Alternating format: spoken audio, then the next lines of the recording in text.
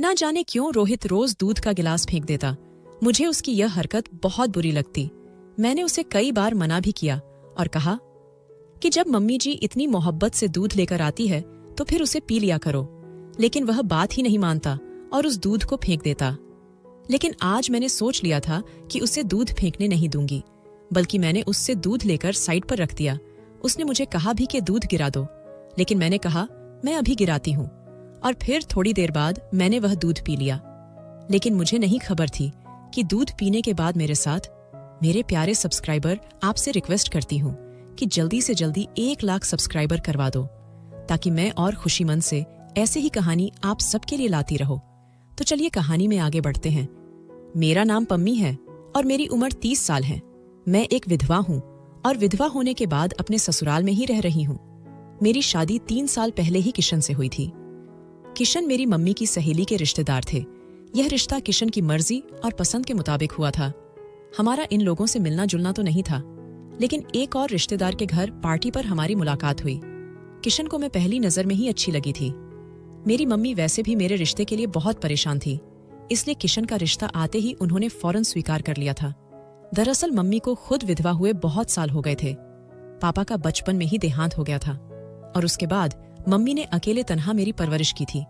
मेरा और कोई बहन भाई भी नहीं था। मैं अपनी मम्मी की इकलौती औलाद थी, इसलिए मम्मी की खुशियों का इकलौता सहारा मैं ही थी। मम्मी ने छोटी मोटी नौकरियां करके मेरी परवरिश की। वह तो रब की कृपा है कि घर अपना था, जिसके कारण काफी आसानी रही।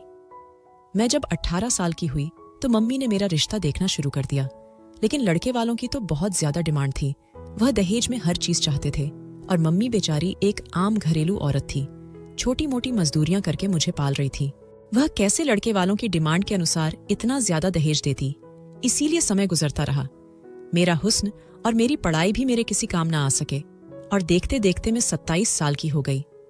मम्मी की अब रातों की नींद उड़ चुकी थी और उन्हें एक पल भी चैन नहीं था। वह चाहती थी कि उनके मरने से पहले मेरी शादी हो जाए, और अक्सर वह इस बात का इजहार भी करती रहती, क्योंकि मेरे रिश्ते की परेशानी ने मम्मी को ब्लड प्रेशर और शुगर जैसी बीमारी दे दी थी। वह रातों को सो नहीं पाती थी। मैं हालांकि उन्हें बहुत समझती थी कि मम्मी, आप अपनी सेहत खराब मत करें, आप भगवान पर भरोसा करें। जहां मेरी किस्मत जुड़ी है वह तो मुझे मिलकर रहेगा। लेकिन वह माँ थी, उनको मेरे भविष्य की चिंता थी, इसीलिए वह मेरा घर बसा हुआ देखना चाहती थी। मम्मी ने तो रिश्तेदारों से भी मिलना जुलना कम कर दिया था, क्योंकि लोग हमदर्दी जताते थे और गरीब समझकर दान देने की कोशिश करते, जबकि मम्मी की खुददार तबीयत को यह गवारा नहीं था।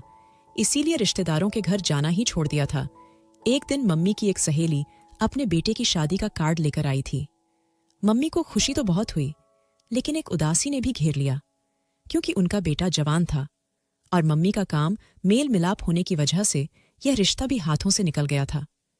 मैंने मम्मी से कहा कि हम दोनों मिलकर जरूर जाएंगे और शादी में भरपूर एंजॉय करेंगे, क्योंकि बहुत समय हो गया था।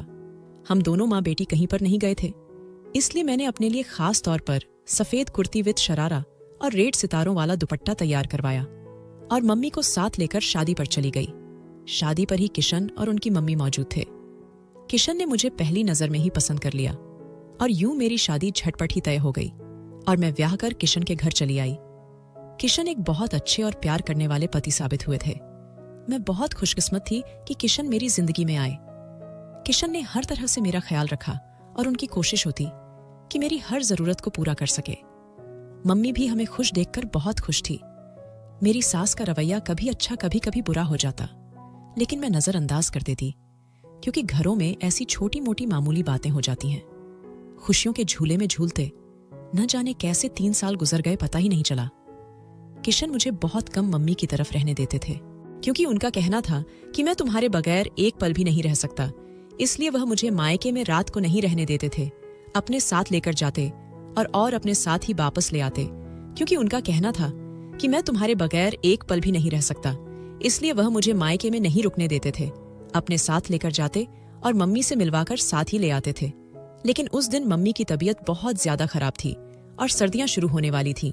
मम्मी का सांस उखड़ा हुआ था, जिसकी वजह से मैं बहुत परेशान थी। मेरी परेशानी को देखते हुए किशन ने मुझे मम्मी के पास रात को रुकने की अनुमति दे दी और कहा कि तुम आज यहीं पर रुक जाओ, आंटी की हालत ठीक नहीं है। मैं कल किसी समय आकर तुम्हें ले जाऊंगा। मैं खुद भी अपनी माँ के पास रुकना चाहती थी, लेकिन किशन की वजह से उनसे कह नहीं पा रही थी। लेकिन जब किशन ने खुद कह दिया तो फिर मैं खुशी खुशी माँ के पास रुक गई। लेकिन मुझे नहीं पता था कि मेरा यहाँ पर रुकना मेरी सारी जिंदगी की बर्बादी बन जाएगा। मुझे ऐसा दुख मिलेगा जिससे मैं कभी निकल नहीं सकूंगी। किशन मुझे छोड़कर वापस चले गए थे। मम्मी की हालत भी अभी अच्छी नहीं थी। मैंने उनको दवा देकर लिटा दिया और उनके लिए सूप बनाने किचन में चली आई, क्योंकि सूप के साथ उनको काफी अच्छा महसूस होता था। मम्मी को सूप पिलाकर मैं उनके पास ही सोने के लिए लेट गई और बिल्कुल इसी तरह उनके साथ लग गई, जैसे शादी से पहले उनके साथ लिपट कर सोया करती थी। लेकिन आधी रात को एक फोन आया जिसने मेरी दुनिया ही उजाड़ दी। फोन किशन के घर से आया था। फोन पर किशन का छोटा भाई रोहित था, जिसका कहना था कि भाभी भाई अब हम सबको छोड़कर चले गए, हमारी दुनिया उजड़ गई, हम अनाथ हो गए, भाभी भाई मर गए हैं। यह बात सुनना थी कि मेरे पैरों तले से जमीन निकल गई और आंखें पत्थर की हो गईं। मैंने बार बार रोहित से पूछा, रोहित क्या हुआ? तुम क्या बकवास कर रहे हो? क्या हुआ है मेरे किशन को? लेकिन तब तक फोन बंद हो चुका था। मैंने मम्मी की हालत की भी परवाह नहीं की और पागलों की तरह बाहर की तरह भागी थी। मम्मी मुझे पीछे से आवाज देती रह गई, पम्मी रुको तो सही, क्या हुआ है? मुझे तो बताओ। लेकिन मुझ में इतनी हिम्मत नहीं थी कि मैं मम्मी को कुछ बताती। मैं इसी तरह भागकर सड़क पर आई और एक रिक्शा को हाथ देकर उसमें बैठ गई थी। दिल ही दिल में यह प्रार्थना कर रही थी कि भगवान सब कुछ ठीक हो, रोहित ने मजाक किया हो या किशन ने मुझे बुलाने की खातिर रोहित से यह फोन करवाया हो, लेकिन ऐसा कुछ ना हुआ हो। मैं बार बार यही दुआ मांग रही थी, लेकिन मेरी सारी दुआएं रद्द हो गई थीं। मैं जब अपनी ससुराल पहुंची तो देखा वहां पर तो मातम का माहौल था। लोगों की भीड़ थी और हर आंख से आंसू गिर रहे थे। हर कोई रो रहा था। सामने मेरा किशन बेजान शरीर के साथ लेटा हुआ था। आंखें बंद किए हुए इतना मासूम लग रहा था जैसे अभी अभी आंखें खोल देगा। मैं एकदम आगे बढ़ी और फिर बेहोश होकर वहीं गिर गई। न जाने कितने समय के बाद में होश में आई, और जब होश में आई तब किशन का अंतिम संस्कार हो चुका था। लेकिन मेरा तो मातम अब शुरू हुआ था। मैं निहाल हो चुकी थी और किशन के जाने को दिल से भुला नहीं पा रही थी। बार बार उनका हंसता मुस्कुराता चेहरा मेरी निगाहों के सामने आ रहा था। वह हमेशा मुझे यही कहते थे कि कभी मुझे छोड़कर मत जाना, वरना मैं मर जाऊंगा। और शादी के बाद यह पहली रात थी जब मैं उनसे अलग थी, और उसी रात किशन इस दुनिया से चले गए थे। मुझे तो अभी तक यही नहीं पता था कि किशन को हुआ क्या है। मैं अपने कमरे में बैठी हुई थी, किशन को याद करके रो रही थी। 3 दिन गुजर चुके थे तो मैंने अपनी सास से पूछा, आखिर किशन को हुआ क्या था? तो मेरी सास कहने लगी, पता नहीं, मैं तो अपने कमरे में आराम कर रही थी। अचानक एकदम शोर हुआ था। मैं बाहर आई तो देखा रोहित चिल्ला रहा था और चीख रहा था। मैं दिल पर हाथ रखे आगे बढ़ी तो देखा किशन नीचे फर्श पर गिरा हुआ था। उसका सोते सोते ही देहांत हो गया था। रोहित उसके कमरे के बाहर से गुजर रहा था। किशन को जमीन पर गिरे देखकर उसके पास चला गया, जिसकी वजह से उसे किशन की मौत का पता चल गया। मेरी सास रोते हुए कहने लगी और मैं खाली खाली निगाहों से उन्हें देखते रह गई। ऐसा लगने लगा जैसे किशन की मौत की मैं जिम्मेदार हूं। अगर उस रात में किशन के पास होती तो शायद किशन इस तरह तड़प तड़प कर अपनी जान ना दे देता। पता नहीं उसके साथ क्या हुआ था। कोई भी तो उसके पास उसकी मदद के लिए नहीं था। काश उस रात में उसके पास होती। किशन की मौत मेरे लिए एक अनसुलझी पहेली बन गई थी। अच्छा, भला जवान खूबसूरत और सेहतमंद किशन कैसे एकदम मौत की नींद सो सकता था? मेरे दिल को किसी भी तरह चैन नहीं आ रहा था। मेरा तो कोई सहारा भी नहीं था। किशन की कोई निशानी नहीं थी जिसके साथ लगकर मेरा दिल बहल जाता। किशन को गए 3 महीने हो गए थे। मैं वापस अपनी माँ के घर जाना चाहती थी, लेकिन मेरी सास ने मुझे आने नहीं दिया। वह यही कहने लगी कि तुम मेरे पास किशन की निशानी हो, तुम में से मुझे किशन की खुशबू आती है, मैं तुम्हें वापस नहीं जाने दूंगी। इसलिए मैं उनके पास ही रह गई। मम्मी से जब मैंने पूछा तो उनका भी यही कहना था कि यह तुम्हारी अपनी मर्जी है, अगर तुम अपनी ससुराल में रहना चाहो तब भी मुझे कोई एतराज नहीं, लेकिन अगर तुम वापस भी आना चाहो तब भी मुझे कोई एतराज नहीं, बल्कि खुशी होगी। फिर मैं ससुराल में रहने का ही फैसला कर लिया। लेकिन कुछ समय बाद मम्मी की हालत बहुत खराब हो गई तो मैं वापस अपनी माँ के पास चली आई। किशन को मरे हुए अब 1.5 साल हो चुका था। अचानक एक दिन मेरी सास घर पर चली आई और मेरे साथ लगकर खूब रोने लगी। मेरा अपना जख्म भी अभी ताजा हो गया था। कुछ देर बैठकर उन्होंने अपने आने की वजह बताई, जिसे सुनकर मैं और मेरी मम्मी शॉक में रह गए। हम एक दूसरे की शक्ल देखते रहे। हमें उम्मीद नहीं थी कि किशन की मम्मी इस वजह से हमारे घर आई होगी। मेरी सास के आने का कारण जानकर मम्मी खामोश हो गई और कहने लगी, मैं यह फैसला अकेले कर नहीं सकती, इसलिए मुझे पम्मी से पूछना पड़ेगा। अगर पम्मी की मर्जी हुई तो मैं आपको हाँ में जवाब दे दूंगी, वरना फिर आप गुस्सा मत कीजिएगा। मेरी मम्मी ने नरमी से बात करके उन्हें समझा दिया। तो मेरी सास के जाने के बाद मम्मी ने मुझे इस रिश्ते के बारे में राय जानना चाहा, तो मैंने साफ तौर पर मना कर दिया और कहा कि मैं किशन के साथ बेवफाई नहीं कर सकती। मुझे रोहित से शादी नहीं करनी, इसलिए आप मेरी सास को साफ साफ मना कर दें। उस घर में मैं किशन की दुल्हन बनकर गई थी और अब दोबारा उसी घर में रोहित की दुल्हन बनकर जाऊं, यह मुझे गवारा नहीं। मम्मी ने इस तरह मेरा इनकार मेरी सास तक पहुंचा दिया, लेकिन मेरी सास ने तो वह इनकार जैसे दिल पर ले लिया और बिस्तर से लग गई। उनकी तबीयत खराब हो गई और वह बार बार मुझे बुलाने लगी। रोहित ने मुझे फोन करके मेरी सास की हालत के बारे में बताया और कहा कि आप बस एक बार आ जाएं। मम्मी की हालत बहुत खराब है और वह बार बार आपको पुकार रही हैं। आप एक बार आ जाएंगे तो शायद उनका दिल बहल जाएगा और वह आपके इनकार के सदमे से बाहर निकाल सकेंगे। रोहित की बात पर मैं खामोश हो गई थी और फिर मैंने रोहित से कहा कि मुझे तुमसे शादी पर एतराज नहीं है। असल में शादी ही नहीं करना चाहती। एक बार मैंने शादी कर ली है और दोबारा अब शादी नहीं करना चाहती। मैं पूरी जिंदगी अपने किशन के नाम पर जीना चाहती हूँ, इसलिए मुझे माफ कर देना। लेकिन मेरी बात सुनकर रोहित कहने लगा, मैं खुद भी आपसे शादी के लिए तैयार नहीं हूँ।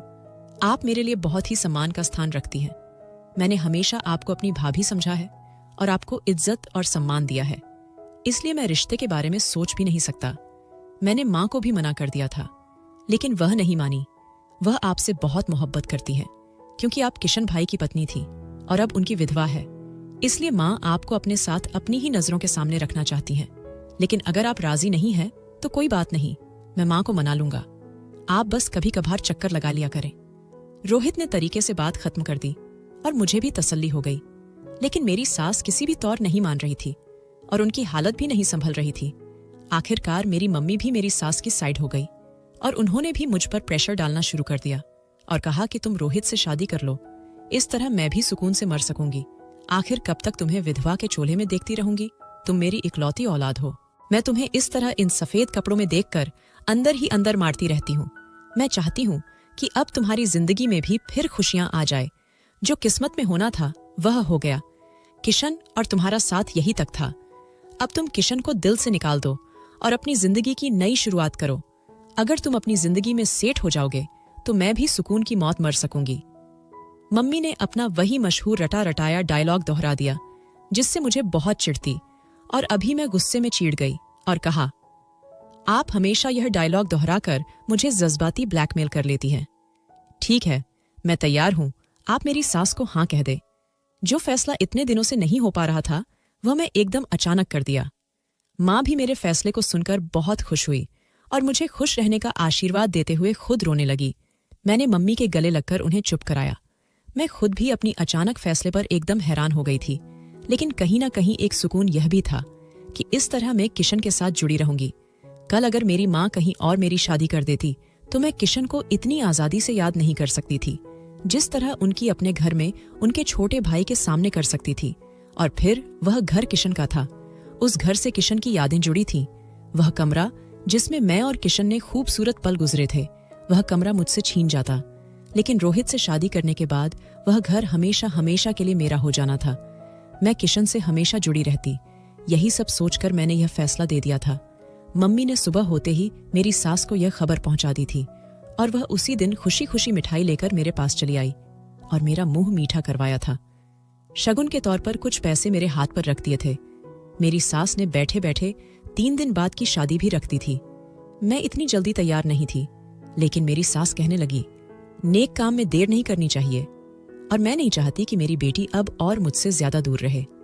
अपनी सास की इतनी मोहब्बत पर मैं निढाल हो गई और मैंने उनकी रजामंदी के आगे सर झुका दिया। शादी का दिन फाइनल हो गया था, इसलिए मेरी सास ने तैयारियां शुरू कर दी थी, जबकि मैंने अपनी माँ को साफ मना कर दिया था कि वह किसी भी तरह की कोई तैयारी ना करे, क्योंकि मेरे पास सब कुछ था और अब मेरी कौन सी पहली शादी थी। लेकिन मम्मी ने अपने तौर पर मेरे लिए फिर भी कुछ चीज खरीदी। शादी का दिन भी आ गया था। मैं शादी से एक सुनहरे जोड़े में दुल्हन बनकर तैयार बैठी थी और मुझे बार बार किशन की याद सता रही थी। वह मुझे इस तरह देखते तो खुशी से झूम जाते। उन्हें मैं हमेशा सजी बनी और साफ सुथरी अच्छी लगती थी। वह मुझे यही कहते थे कि मैडम जी तैयार रहा करो, मैं तुम्हें खुश और तारो ताज़ा देखना चाहता हूँ। और आज इस मौके पर मुझे उनकी याद सता रही थी। मेरी आंख से आंसू बह निकले। मैं रोहित की पत्नी बन चुकी थी। अब मैं रोहित के साथ विदा होकर इस घर में वापस आ गई। मुझे नहीं मालूम कि रोहित इस रिश्ते पर राजी था या नहीं, लेकिन वह जरा चुपचाप लग रहा था। इससे पहले तो रोहित के साथ मैं काफी फ्री थी। रोहित भी मुझसे काफी बातें कर लिया करता था, लेकिन अब रिश्ता बदल गया था, इसलिए कुछ अंदाजा नहीं था कि आगे हम एक दूसरे के साथ कैसे व्यवहार करने वाले हैं। इस घर में मेरी हैसियत तो एक बहू की ही थी, लेकिन अब मेरा कमरा बदल चुका था। पहले मैं किशन के कमरे में थी और अब मैं रोहित के कमरे में आ गई थी। आज की रात मेरी सुहाग रात थी, लेकिन दिल में कोई उमंग नहीं थी, बल्कि मुझे बहुत अजीब लग रहा था। रोहित कमरे में आया तो मेरा दिल उछलकर गले में आ गया। मैं जल्दी से सिमट कर बैठ गई। रोहित भी मेरे ही करीब बैठ गया। मैंने सोच लिया था कि मैं रोहित से बात करूंगी, कि वह मुझे कुछ दिन का समय दे। मैं इस रिश्ते को पहले दिल से स्वीकार करना चाहती थी, लेकिन रोहित ने बेकरारी से मेरा हाथ पकड़ लिया। मैं उसकी हरकत पर दंग रह गई। मुझे उससे बिल्कुल भी ये उम्मीद नहीं थी। वह इतनी जल्दी कैसे भाभी और देवर के रिश्ते को भूल सकता था। भले ही अब मैं उसकी पत्नी थी, लेकिन कल तक मैं उसकी भाभी थी। मैंने जल्दी से अपना हाथ रोहित के हाथ से छुड़ा लिया। रोहित कहने लगा, पम्मी, अब आप मेरी पत्नी हैं, आप पर मेरा पूरा हक है, मुझसे यूं दूर ना रहो। यह कहकर रोहित मेरे और करीब सरक आया। इससे पहले कि वह अपने पति होने का हक पूरा करता, एकदम ऐसा लगा जैसे रोहित को करंट लगा हो। वह उछलकर पीछे हट गया था। उसके चेहरे पर डर साफ दिखाई दे रहा था। ऐसा लग रहा था जैसे उसने कोई भयानक चीज देख ली हो। उसकी आंखें फटी की फटी रह गईं। वो जल्दी से जाकर सोफे पर बैठ गया।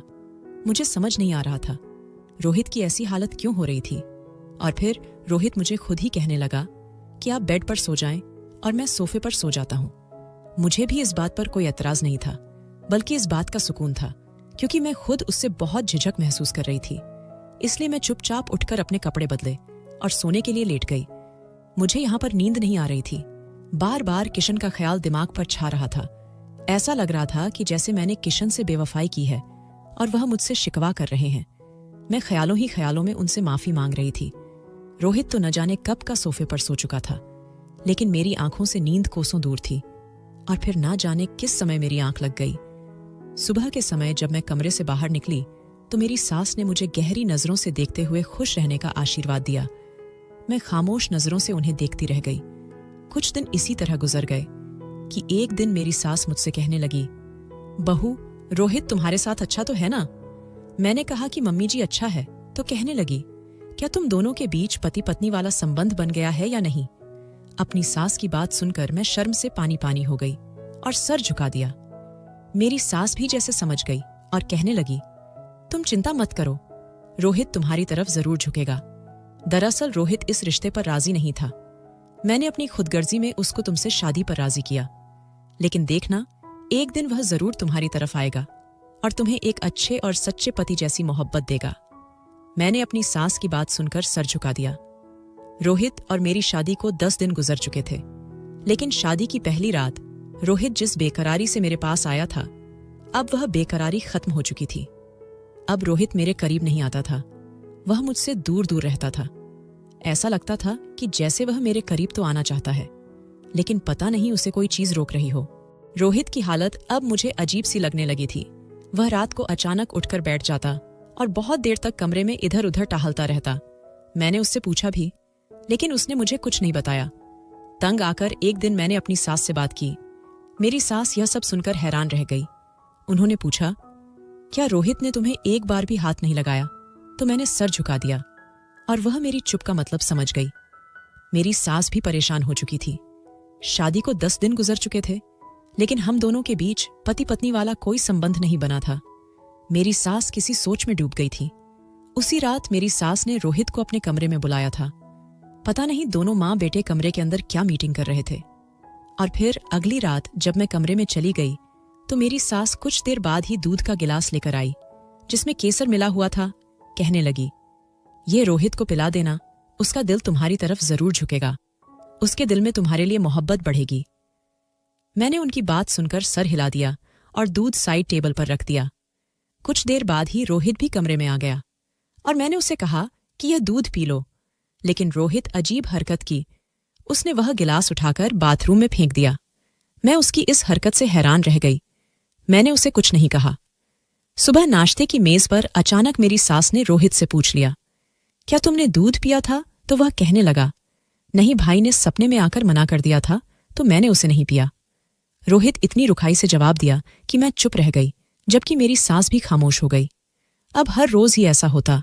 मेरी सास केसर मिला दूध मुझे कमरे में पकड़ा देता और कहती कि रोहित को पिला देना, लेकिन मैं रोहित से कहती तो वह दूध पीता ही नहीं, उल्टा उसे बाथरूम में फेंक देता। मुझे रोहित पर अब गुस्सा आने लगा था कि आखिर वह ऐसा क्यों करता है, और अब मुझे अपनी सास पर भी गुस्सा आता कि अगर वह दूध नहीं पीता तो वह उसे ना दिया करें। इस तरह रोज दूध को फेंकने से क्या फायदा। लेकिन मेरी सास भी रेगुलर दूध का गिलास कमरे में रख जाती और रोहित भी रेगुलर दूध गिरा देता। उस दिन तो मैं रोहित के साथ इस बात पर लड़ पड़ी थी। रोहित, यह जो तुम कर रहे हो बहुत गलत बात है। आखिर मम्मी जी इतनी मोहब्बत से तुम्हें दूध का गिलास देकर जाती हैं और तुम हो कि उसे गिरा देते हो। कितनी बुरी बात है। इस तरह दूध का अपमान होता है। खाने पीने की चीजों का सम्मान करना चाहिए और मम्मी का भी दिल टूटता है। रोहित कुछ पल खामोशी से मुझे देखता रहा और फिर कहने लगा, मैंने आपको पहले ही कहा था कि भाई ने सपने में आकर मुझे मना किया है कि दूध मत पीना। इस वजह से मैं दूध नहीं पीता और ना ही कभी पीऊंगा। मम्मी को भी यह बात समझना चाहिए, लेकिन न जाने क्यों वह नहीं समझती। रोहित रुखा सा जवाब दिया तो मैं चुप हो गई। मुझे समझ नहीं आ रहा था रोहित के साथ क्या समस्या है। रोहित मुझसे शादी तो कर ली थी, लेकिन अभी तक हमारे बीच कोई भी रिश्ता पैदा नहीं हो पाया था। जो शादीशुदा जोड़ों में रोमांस पाया जाता है वह मेरे और रोहित के बीच नहीं था। मैंने भी कोशिश नहीं की थी और कुछ वह भी मुझे अजनबी सा बना रहता और मैं भी उससे दूरी बना रखती थी। पहले हमारा जो संबंध था वह देवर भाभी का था, अब तो वह भी नहीं रहा। पहले कम से कम मैं भाभी होने के नाते उसे काफी बातचीत कर लिया करती थी और वह भी मुझे काफी बातें किया करता था, लेकिन अब वह देवर भाभी वाला रिश्ता खत्म हो गया था, इसलिए वह मुझसे वह बातें भी नहीं करता था। अब जब भी मुझसे बात करने की कोशिश करता तो उसके शब्दों में झाझक होती थी और मैं भी उससे बातें करते हुए झिझक महसूस करती थी। उन्हीं दिनों मुझे बुखार हो गया। मौसम बदल रहा था तो मैं भी उसकी लपेटे में आ गई। नज़ला, जुकाम और बुखार ने मेरी हालत पतली कर दी थी। मैं ज्यादातर कमरे में पड़ी रहती। 2 दिन तक मुझे कुछ होश ही नहीं था। मेरी सास और रोहित मेरा बहुत ख्याल रखा और जब मेरी तबीयत संभली तो मैं हवा बदली के लिए अपनी मम्मी की तरफ आ गई। मेरी सास ने मुझे खुश दिल्ली से अनुमति दे दी। मम्मी की तरफ आकर भी मेरी तबीयत पर सुस्ती छाई रही। मम्मी मुझे कभी कुछ बना कर देती है और कभी कुछ खिलाती, लेकिन मेरा दिल कुछ खाने को करता ही नहीं था। इस बुखार ने मुझे अंदर से निचोड़ कर रख दिया था। 1 हफ्ता बीमारी से लड़ते लड़ते आज मेरी तबीयत कुछ संभली थी तो मैंने सोचा अपनी पुरानी सहेली पूनम से मिलकर आता हूं। मम्मी से जब मैं पूनम के बारे में पूछा तो वह कहने लगी, कल उसकी माँ मुझे मिली थी, वह भी इधर आई हुई है, तुम जाकर मिलाओ, अच्छा है, तुम्हारा दिल बहल जाएगा। मैं पूनम की तरफ चली आई। पूनम मुझे सामने ही मिल गई। वह मुझे देखकर बहुत खुश हुई। मैं भी तुम्हारे बारे में ही सोच रही थी और तुमसे मिलने के लिए आज आने का इरादा था। चलो, अच्छा हुआ तुम आ गई। कितने दिन हो गए थे हमें मिले हुए। पूनम ने मुझे देखकर मेरा बहुत ही अच्छे से स्वागत किया था। हाँ, मेरा भी बहुत दिल चाह रहा था कि मैं तुमसे मिलूं, लेकिन तबीयत इतनी खराब थी कि आज ही उठी हूं तो फौरन चली आई। और फिर पूनम के साथ इधर उधर की बातें करने के दौरान समय गुजरने का एहसास ही नहीं हुआ। अचानक पूनम ने मुझे बातों बातों में रोहित के बारे में पूछ लिया, तुम्हारा देवर, मेरा मतलब है तुम्हारा पति तुम्हारे साथ ठीक तो है ना? पूनम ने पूछा तो मैंने गहरी सांस भरकर कहा, वह ठीक है, बस मेरे दिल से अभी किशन की याद नहीं जाती। मैं कोशिश तो करती हूं कि रोहित के साथ सच्चे दिल से अपने रिश्ते की शुरुआत करूं और उसके साथ शादीशुदा जिंदगी की शुरुआत करूं, उसे पत्नी होने का सारा हक और प्यार दूं। लेकिन क्या करूं, घर भी एक है और उस घर में पहले किशन की पत्नी बनकर गई थी और अब रोहित की पत्नी बनकर रह रही हूं, तो मेरे लिए यह बहुत मुश्किल है, इतनी जल्दी पुरानी यादों से पीछा छुड़ाना। मैंने कहा तो पूनम ने सर हिला दिया और मेरे हाथ पर हाथ रखकर कहने लगी, बस तुम हिम्मत मत हारना, कोशिश करो कि किशन भाई की यादों को दिल से निकालकर रोहित को खुले दिल से अपना लो। फिर देखना जिंदगी कितनी खूबसूरत हो जाएगी। मैंने भी पूनम की बात पर सर हिला दिया और फिर उससे मिलकर वापस घर आ गई। घर आते ही मैं कह दिया कि कल मैं अपने घर वापस चली जाऊंगी। बहुत दिन हो गए हैं। मेरी सास और रोहित ना जाने किस तरह गुजारा कर रहे होंगे। मेरी बात सुनकर मम्मी कहने लगी, हाँ, मैं भी तुम्हें यही कहने वाली थी कि तुम्हें काफी दिन हो गए हैं। तुम 2-4 दिन के लिए चली जाओ, फिर बाद में चाहे तो आ जाना। मैंने कहा, ठीक है। मैंने उठकर कमरे में आ गई और अपने कपड़े बैग में रखने लगी। सुबह होते ही नाश्ता करके मैंने माँ से कहा, मुझे छोड़ आइए। माँ मुझे छोड़ने के लिए घर चली आई। मेरी सास मुझे देखकर बहुत खुश हुई और कहने लगी, मैं रात को तुम्हें बहुत याद कर रही थी और कह रही थी, इतने दिन हो गए हैं मेरी बेटी, घर वापस नहीं आई। मैं सोच रही थी कि आज जाकर तुम्हें ले आऊं। अच्छा हुआ तुम खुद ही आ गई। मेरी सास ने बहुत मोहब्बत से कहा तो मैं भी उनके गले लग गई। शाम को रोहित आया तो उसने मुझे देखा तो एकदम से ठिठक कर रुक गया, जैसे कुछ कहते कहते रुक गया हो। फिर वह कमरे में चला गया। मुझे थोड़ी सी मायूसी हुई। मुझे लगा कि रोहित मेरे इतने दिनों की गैर मौजूदगी को महसूस करेगा और मुझे एक बार बताया जरूर कि उसने मुझे मिस किया था। लेकिन उसने तो कोई भी बात नहीं की, बल्कि खामोशी से चला गया। मैंने सोचा शायद अपनी माँ के सामने कहने से हिचकिचा रहा हो। कमरे में जाकर मुझे जरूर कहेगा कि मैं तुम्हें मिस किया था। लेकिन मैं कमरे में गई तब भी रोहित कुछ नहीं बोला और मेरी सास फिर दूध का गिलास ले आई। लेकिन रोहित कमरे में मौजूद नहीं था। कपड़े चेंज करने के बाद वह बाहर चला गया था। मैंने अपनी सास से कहा भी कि आप इसे वापस ले जाएं। रोहित दूध तो पिता ही नहीं बल्कि उल्टा इसे बाथरूम में गिरा देता है। तो वह कहने लगी, मोहब्बत से पिलाना तो वह जरूर पी लेगा। मैं खामोशी से गिलास पकड़कर रख दिया। मेरी सांस चली गई तो न जाने मेरे दिल में क्या ख्याल आया कि मैं वह गिलास उठाकर खुद पी लिया और बेड पर लेट गई। रोहित का इंतजार करते करते मेरी आंखों में नींद आने लगी थी। अभी कुछ ही देर गुजरी थी कि अचानक मुझे अपना मरा हुआ पति किशन दिखाई दिया। किशन कमरे में आए और वह मुझसे कह रहे थे कि अगर तुम्हें अपनी जान प्यारी है तो यहां से चली जाओ, यहां पर मत रहो। वह चिल्ला चिल्लाकर मुझे यही कह रहे थे। मैं एक झटके से उठ बैठी और अपने आसपास नजर घुमाकर देखा। किशन कहीं पर भी नहीं थे। इसका मतलब यह मेरा सपना था, लेकिन सपने में आकर किशन मुझे ऐसा क्यों कह रहे थे? मुझे इस घर से भगने के लिए क्यों कह रहे थे? मैं एकदम उठकर बाहर की तरह भागी। मेरी सास ने मुझे बाहर की तरफ आते देखा तो परेशानी से पूछने लगी, क्या हुआ बेटा, सब ठीक है? मैंने कहा, वाहन कमरे में, किशन वहां पर। मैंने बौखलाए हुए अंदाज में कमरे की तरफ इशारा करते हुए कहा तो मेरी सास खुद भी डर गई और एकदम उठकर कमरे की तरफ गई। लेकिन वहां से वापस आने के बाद वह कहने लगी कि वहां पर तो कोई भी नहीं है, कमरा बिल्कुल खाली है, तुम्हें जरूर कोई गलतफहमी हुई है।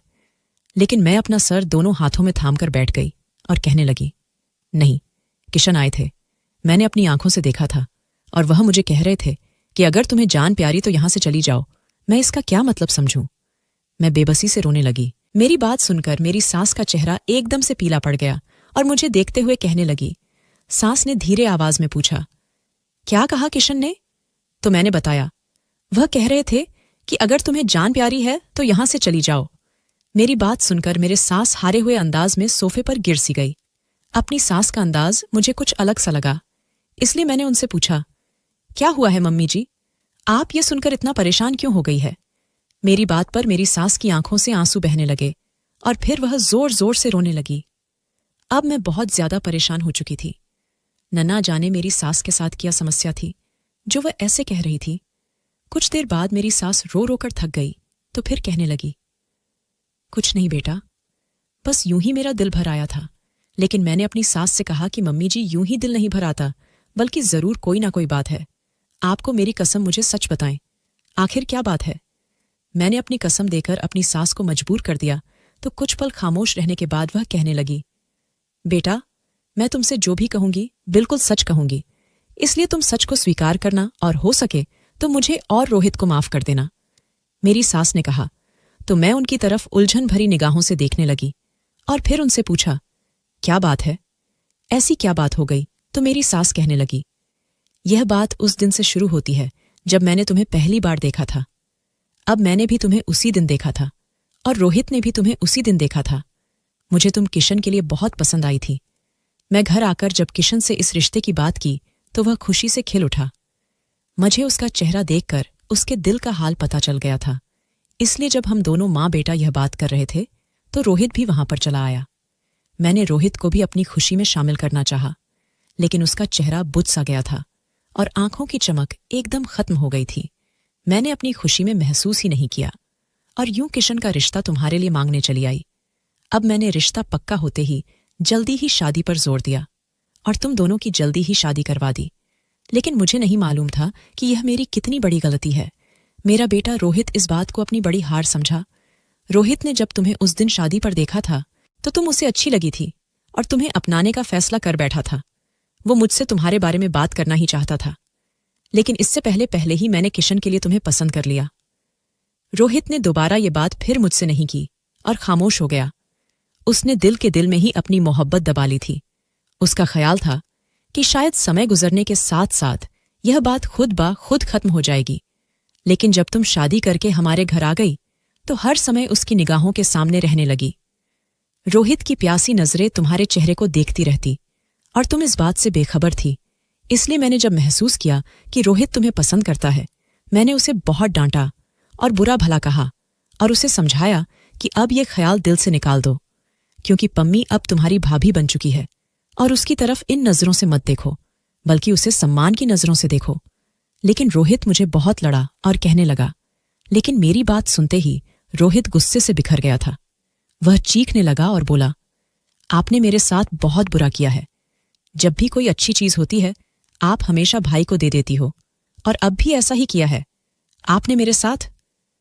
मेरे दिल की खुशी, मेरी मोहब्बत अपने उठाकर भाई की गोद में डाल दी। मैं यह बात कैसे भुला दूं? रोहित के दिल में पनपते हुए ये बगावत के जज्बे मुझे खतरे का अलार्म लग रहे थे, लेकिन फिर भी मैं उसे समझती रहती थी। अब रोहित ज्यादातर खामोश रहने लगा था, लेकिन फिर भी मुझे उससे डर लगता। और एक दिन जब तुम अपनी माँ की तरफ गई हुई थी, रोहित और किशन का तुम्हारे बात को लेकर झगड़ा हो गया। किशन ने अपने भाई पर जिंदगी में पहली बार हाथ उठाया था, क्योंकि रोहित ने तुम्हारे बारे में कुछ गलत बातें बोली थी। लेकिन किशन ने जब रोहित पर हाथ उठाया तो रोहित बदले की आग में अंधा हो गया और उसने बिल्कुल भी ना देखा कि उसके सामने उसका बड़ा भाई खड़ा है। उसने गला दबाकर अपने भाई को मार दिया। मैं उन दोनों को रोकते रही, लेकिन किसी ने मेरी ना सुनी। किशन रोहित से अपने आप को बचाने की कोशिश कर रहा था। मैं भी पूरी ताकत से रोहित को खींच रही थी, लेकिन पता नहीं रोहित में इतनी ताकत कहाँ से आ गई थी। उसने मुझे धक्का दे दिया और एक भाई के हाथों दूसरे भाई का कत्ल हो गया। मैं एक बेटा खो चुकी थी और दूसरा बेटा खोना नहीं चाहती थी, इसलिए सबसे यही कहा कि किशन की मौत सोते हुए हो गई थी। शायद उसको हार्ट अटैक आया था। अगर लोगों को सच्चाई पता चल जाती कि भाई ने भाई को मार दिया है तो मेरा एक बेटा तो वैसे ही मर गया था, दूसरा भी जेल की सलाखों के पीछे होता। मैं बूढ़ी माँ किसके सहारे रहती? किशन के मरने के बाद रोहित ने मुझे कहा कि जाकर भाभी के लिए रिश्ता मांगो, मुझे उनसे शादी करनी है। मैं खामोश निगाहों से उसे ताकती रह गई, जिसे अब भी इस बात का एहसास नहीं था कि उसने अपने भाई को मार दिया है। मैं तुम्हारे घर जाकर तुम्हारा रिश्ता ले आई और फिर तुम दोनों की शादी करवा दी। लेकिन शादी की पहली ही रात रोहित जैसे ही तुम्हारे करीब गया था, उसे अपने मरे हुए भाई की शक्ल दिखाई दी थी। किशन उसे अपनी आंखों के सामने साफ दिखाई दे रहा था और तभी तो डर कर रोहित तुम्हारे पास दोबारा नहीं गया था। जब भी वह तुम्हारे पास जाने की कोशिश करता तो उसे किशन की शक्ल दिखाई देने लगती थी और वह डर जाता था। जब मुझे पता चला कि तुम्हारे बीच अभी तक शादीशुदा संबंध नहीं बना है तो मैं रोहित से बात की थी। रोहित ने मुझे सब बता दिया था कि मुझे भाई का चेहरा दिखाई देता है जैसे ही मैं पम्मी के करीब जाने की कोशिश करता हूं।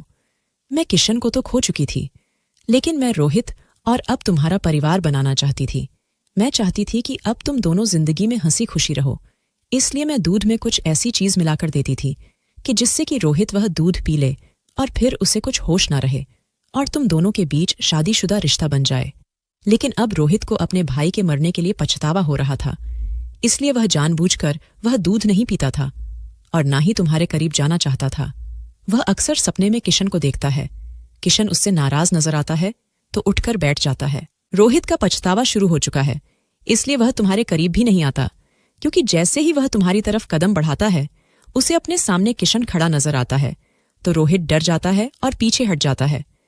रोहित अब पछता रहा है और बार बार कभी किशन से और कभी मुझसे माफी मांगता है, लेकिन मैं उसे कैसे माफ कर देती, जिसने मेरे बेटे को मुझसे छीन लिया।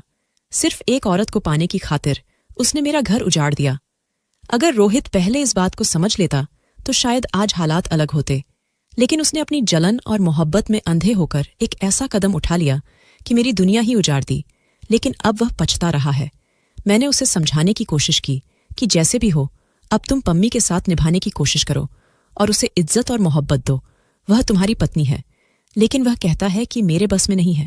मैं जैसे ही पम्मी के करीब होने की कोशिश करता हूं, किशन मेरे सामने आकर खड़ा हो जाता है और फिर मैं उससे दूर हो जाता हूं। मैं तुम्हें यह सब नहीं बताना चाहती थी, लेकिन आज इस तरह तुमने किशन के बारे में कहा तो मैं तुम्हें यह सब बताने पर मजबूर हो गई, क्योंकि तुम्हें यह सब बातें जानने का पूरा हक है।